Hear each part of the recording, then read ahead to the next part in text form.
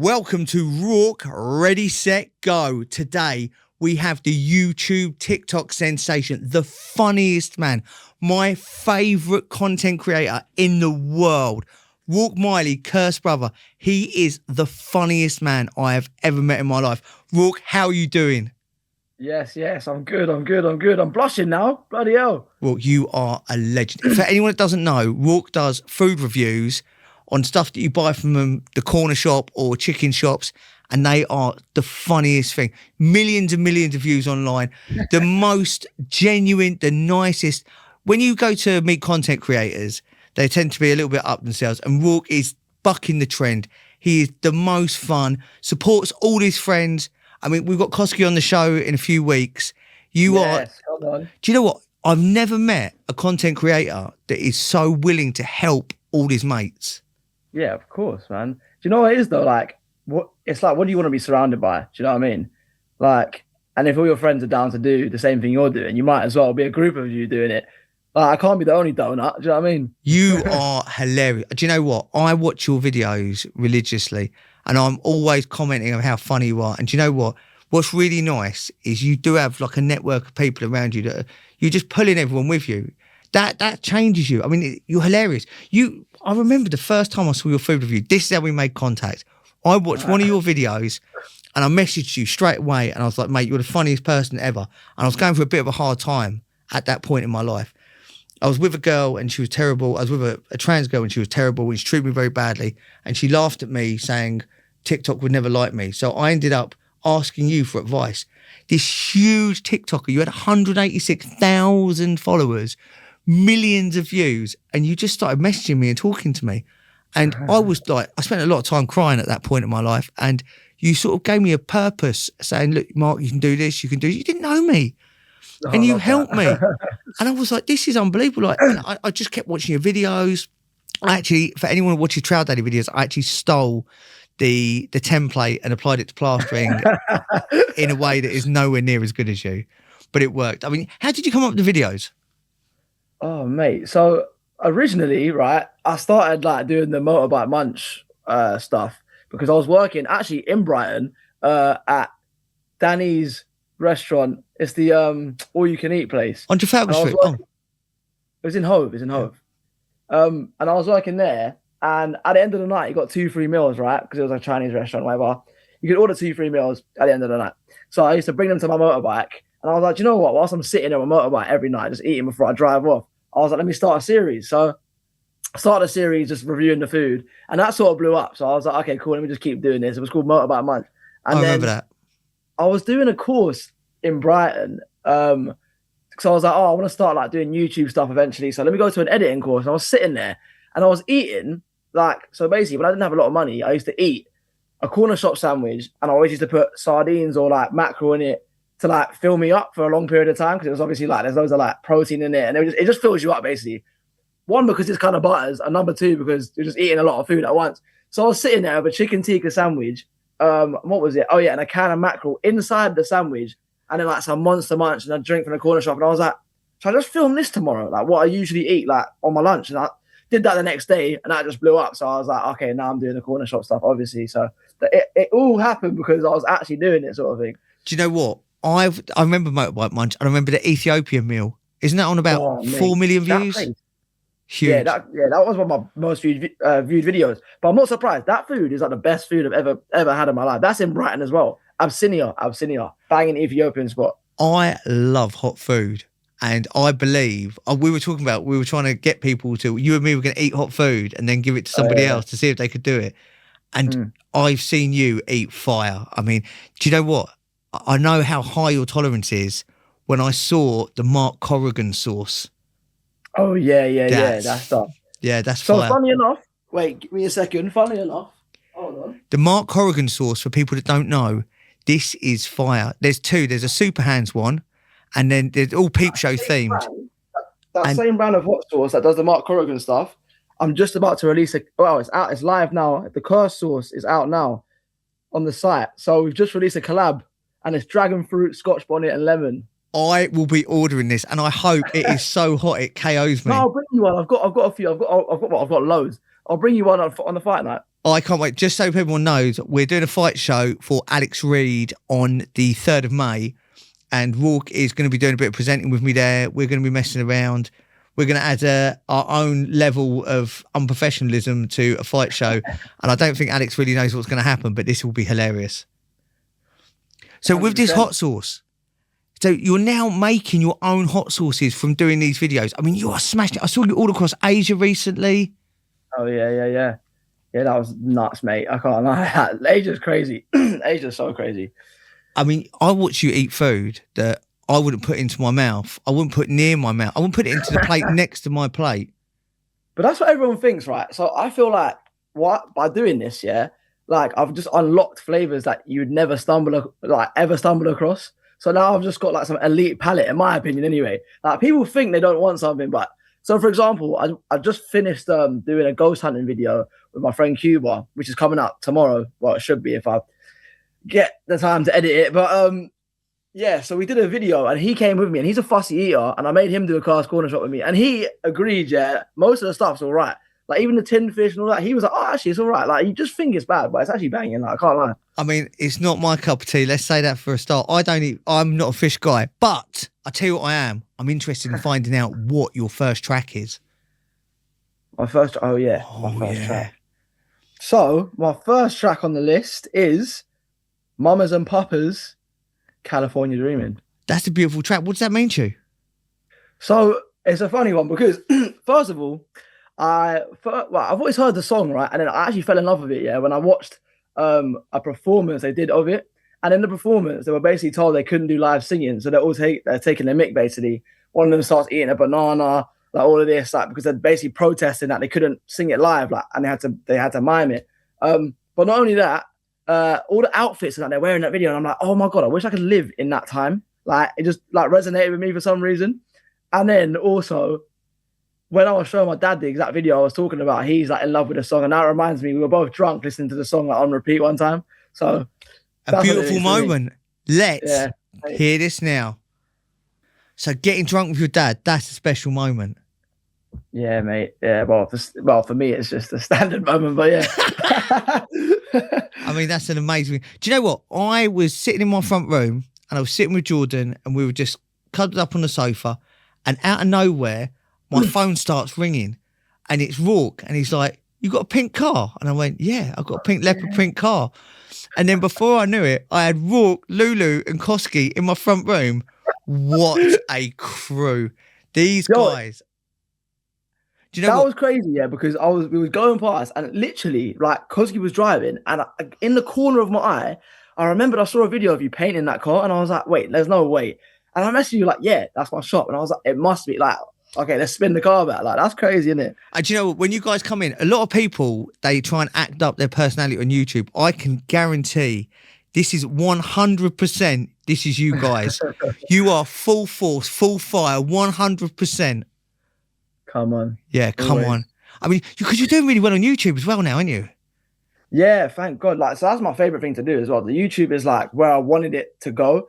But obviously it's hard to like transition over your followers from like short form content into long form content because obviously people have such a short attention span. You need to really be like engaging for you to obviously go onto YouTube. And obviously I don't do mainly food stuff on YouTube. I do like traveling and like me just going out. For example, I'm doing the ghost hunter video that's coming out. So it's like stuff they're not used to. But because I think, well, I'm not going to toot my own horn out here, but because of my character anyway on there, like I think it works, innit? Well, it must be because it's doing well, which I'm so grateful for, by the way. Obviously, I watched the camping video. That was crazy. Yeah, the camping video was sick. Yeah, that was crazy. I mean, can you talk everyone through it? Yeah. So like basically my whole idea as well, first of all, for my YouTube channel, yeah, I just thought all the things that I wanted to do that I saw YouTubers do like back in the day, I was like, oh, I would love to do that, like a video about that. But obviously now I can do it because it's like my job or whatever.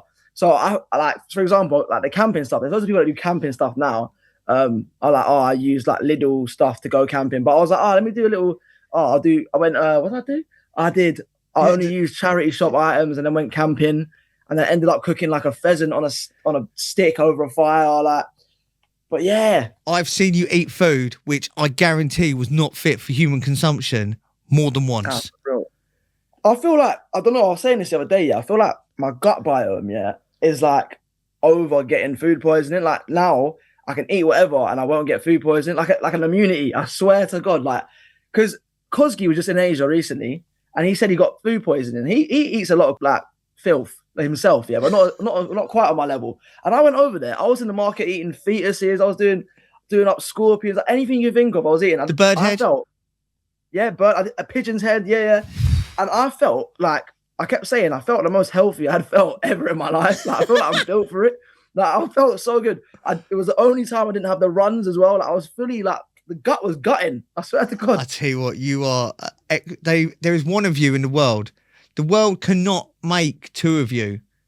I hope not, mate. Because also, you're right. Let's talk about your music career. You've not only are you a YouTuber, humongous on TikTok. I mean, I have to say this: you're the #1 food reviewer. There's Todd, who they all sell themselves off, and I know for a fact that you will review anywhere, and it's an honest review. There's no, if it's 100%. You're giving it the truth, and that's beautiful. Yeah, 100%. I feel like Todd is like, he's like made for primetime TV, whereas I'm like, you see like the late night shows, mate, and you're flicking through and you're not trying to go to bed yet. You're keeping your eyes open, and I'm just there like, yo, you can make a show ASAP. Yeah, I mean, you've got the best energy, 100%, and not a sellout. 100. Do you know what? I remember talking to you one day, and you said, "Mark, I'm a punk," and I was like, "Yeah, come on, little punk, am I?" Yeah, you are inspirational upon all of it. Right, let's get straight in to your next track. All right, the next track on my list is Ozzy Osbourne, "No More Tears." Big up Ozzy. Big up Ozzy. R.I.P. Ozzy. Yeah, I mean, he is a huge part of the British culture. Let's go. Big Ozzy. Ozzy Osbourne was a man that took no prisoners. The wildest rock star to come out of the UK. But I remember you dealing with some real bad people, a bad management. Didn't they rip you off for about 10K? No, they were doing some weird stuff. But basically, I was with a bad management in London. Basically, with the social media stuff, you get a lot of... I was told this as well. Shout out John the Food Don, yeah, because he told me, stay away from the agencies, right? And I was with one, and do you know what he kept saying to me? This is the first one before you had to go and deal with them. The first one was like, oh yeah, you're gonna be one of our most niche creators, gonna be great. Couldn't find me any work because they're like, you're too niche. Same thing happened. I was with a bigger one. I'm not gonna bait out the name, yeah, but I was with a bigger one, and they had more promises because they were like friends with all like KSI and the Sidemen. So I was like, oh yeah, cool. Again, they're like, oh, we can't find you any work because your content's too niche. I was like, mate, how is your content niche? It's food. It's the fun. Yeah, but it's like a brand risk almost, like because of the jokes I make and blah blah blah. It's just like that, really. And also at the time, I think I had one YouTube video out, and they weren't really betting on me because it got like 5,000 views sort of thing. So they weren't really betting on me to do any YouTube like stuff, and they thought I was going to be lazy with it for some reason. I know I give that vibe, but no, listen, your workload is phenomenal. Do you know what? I remember I was a couple of bottles of wine in, and I ended up calling you about something, and then you were a couple of bottles of wine in, and it was probably the most erratic conversation I've had for a long time. And at the end of it, I was like, that was great. I felt at peace in my mind. I actually remember that. I was walking in a train station. I remember I was off my nut. And then remember calling me. So I was on my way up to London, and then the Notting Hill Carnival was on, and Rourke was like, I'm going there filming. And I said, listen, I can't meet you up there today. And Rourke was like, do you know what? I'm going to Notting Hill on my own. I'm making content. You are devoted to the cause. And it's such good content as well. Because you cross everything, didn't you? You do the food reviews. You do like the crazy journeys. Didn't you get a boat with Koski? Oh, yeah. Mate, the whole idea of that was we were meant to do a pub crawl in the Brudda dinghy, but we just got so mashed in the day that we just got in it and we're like, and I ended up just like sinking him. I was just flipping him in the dinghy. Went for a swim in the river instead. But it was fun. I mean, luckily this is where the cast iron gut's going to come in and save you, because there is some Legionnaire's disease at least in there. Yeah, word. Yeah. Right. Let's talk about your next track. Let's talk about Good Charlotte. All right. Yeah. So this track is one of them ones here. Reminds me of like, so my brothers are like 10 years older than me and that. So when I first watched American Pie, it was when it like first sort of came out. So I was a baby basically, but like I was much younger than these lot. And it just reminds me, yeah, of like, like older brother core, like back in the day. Like it just reminds me of literally growing up like that. Like the whole soundtrack for that film, yeah, American Pie, all those tunes are so hard. Like they're like feel good tunes that makes you want to party. Like this is why I'm like an animal now, yeah, because I was there like it's a new day, bro. I was ready to go out and about. Your energy is off the chart. Do you know what? I remember once I clicked on and I was just scrolling through TikTok and all of a sudden there's you on the back of a delivery man's bike. Oh yeah. On the way. It was the England, it was the Euros, and I couldn't get to the game. There was no cabs. And then I was like, boss, like, I'll give you a score if you let me go on the back of the Uber Eats. He's like, all right. He was like, all right, let's do it. And then he took me to the game. And this is a mad one as well. The place he took me to, it was like where they were showing the game. It was like, I don't know if anyone out there has been to MOT in London, but it's basically like a legal warehouse rave. Like you can pay to go there, like sort of thing. It's a club on the weekends, but it's like a warehouse rave. But they were playing the England game there. So he took me there and he was like, what is this place? But he got a score, so it was fine. Yeah. And you had your massive can of Stella cruising down. Mate, iconic. Living, 100%. So what's your favourite video of the year? Well, mine. Because you've had a mad year for Asia. Yeah. Oh, do you know what? What's the best one? I don't know. Like, Asia was sick, but I feel like, do you know what? It's funny. I feel like Asia's sick, yeah, but it made me realize that I live and breathe the UK. Like I love the UK. Like all the videos I make here as well, it feels way more natural. Like travel vloggers are sick, but the Asia ones, like all of them are just mashed. Like, do you know what I mean? Like there's no point to them. I'm just getting mashed.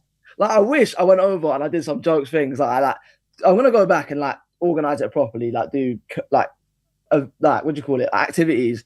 Like Koski went over there and he did some sick activities, but listen, I ain't got a girlfriend to write me an itinerary. Do you know what I'm saying? It's all up here. I mean, and what's up there? That's the magic. That is the magic of you. So the next track, what are we going to go for? We're going to go for YT All the Same. So what does this mean to you? YT All the Same. Oh, this is a good one, all right? This is actually a good one. It's sort of a vain one, yeah, but I don't care. Every time it's played, yeah, I love it. Because it's like, it resonates with me, innit? So the first lyrics are like, cameras flashing, still adjusting to the fame. If you ain't got motion, then you won't get what I'm saying.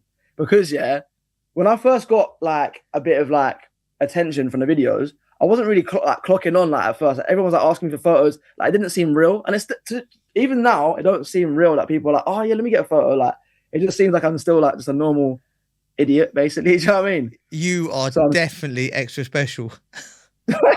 Trust me, exactly. That's what I mean. It's just like, how are you asking for a photo, bro? Like, I'm just any jester. You must get recognised loads as well.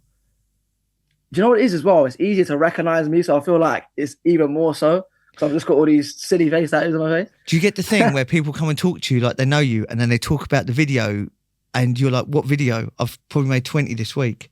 Yeah, the main one is at the end. Sometimes people come up and like, it's funny though. Do you know what it is? Yeah, I don't mind it so much when they're like talking to me like they know me, like when I'm drunk, because I can deal with that. But do you know what it is? When I'm sober and I'm on my own out in the public, I'm so like, people don't realize it. I'm so like antisocial. Like, I'm just like, I'm jumpy. I'm like, yo, like, you right? Like, do you know what I mean? So it's a bit like, I can't get used to it because I'm just in my own head, bro. Well, you know listen, you are an absolute rock star. Rourke, there is one of you, mate. You are flying. I hope it's only one of me, honestly. Well, Rourke, thank you so much for coming on. You've been an amazing guest. And if you want to catch more of Rourke, catch him all over TikTok, Curse Brother, YouTube. Yeah, man. What's your YouTube? Curse Brother, Instagram, Curse Brother, TikTok, Curse Brother, OF, no, I'm joking. Cursed Brother. Rourke, thank you so much. This has been Rourke, ready, set, go!